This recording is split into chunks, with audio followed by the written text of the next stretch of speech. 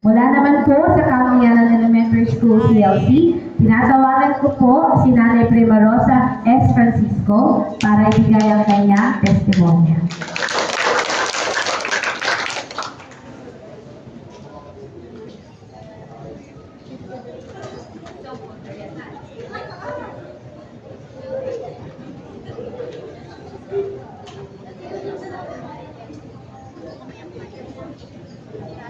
Magandang hapon po ang bati ko. Sa mga masisipag na punong guro, mga minamahal na guro, mga magulang, at gayon din sa aking mga kamag-aral, sa mga mamahalagang palauhin sa araw na ito. Papuri sa Panginoong Diyos, kapagkat ako'y kanyang ginabayaan sa araw na ito, na inakamit ko ay isang masayang tagumpay sa tulong ng mga tao sa aming buhay. Maraming salamat din sa aming mga guro, Mrs. Mary Ann Lucio, na siyang tumanggap sa akin sa halos kaparalan ito.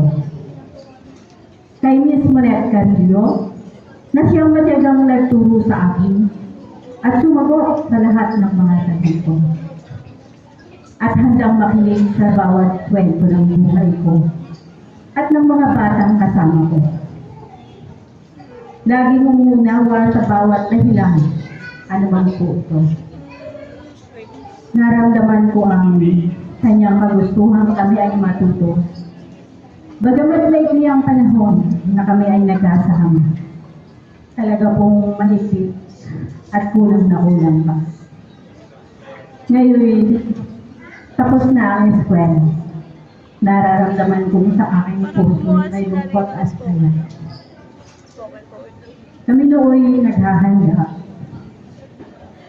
ng portfolio at assessment. Ang takot ko'y naroon pa. Sa aking bigdib kasi baka hindi makasagot. Sa guro kong mag-assess. Ang lungkot ko'y lalong bumibigat kapag aking nais ang eskwela ay magtatapos, hindi na mag-iwas. Ang isip ko'y ngayon pa lang nagbubukas sa mga titik ng salita at pagkas.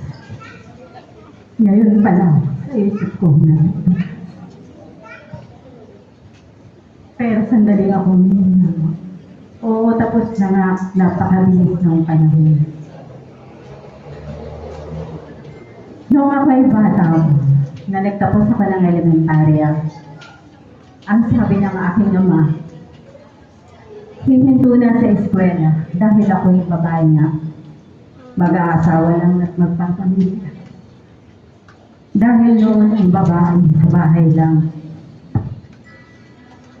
Mga kapatid kong lalaki hayaang magtapos sapagkat sa pamilya sila ang magdadalaw. Ako'y tumulong sa kanila sa pagsasaka. At kung tagaraw ay tutulong sa akin nila, mananahirin at magtitigil. Ako'y di na nagtigil pa, pagkat buhay nga namin mahirap pa. Ngunit ngayon, kung mayroong nakikinig magulang na narito, ay huwag nang tularan ng ganitong kaisipan at prinsipyo.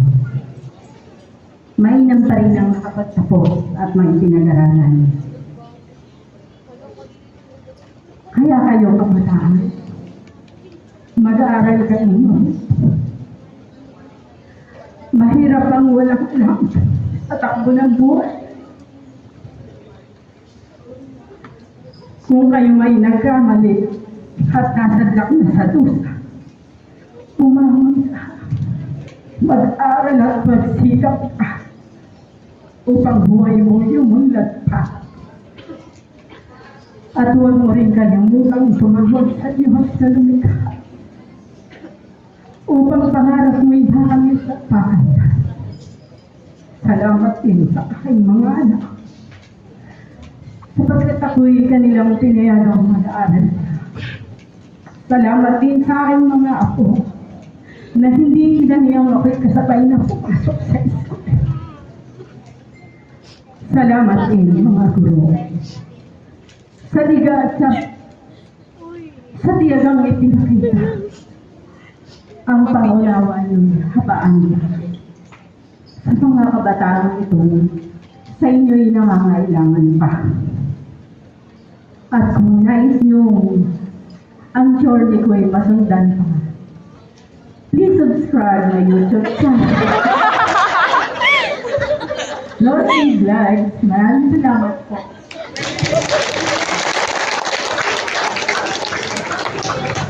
Maraming salamat, Nanay Sri.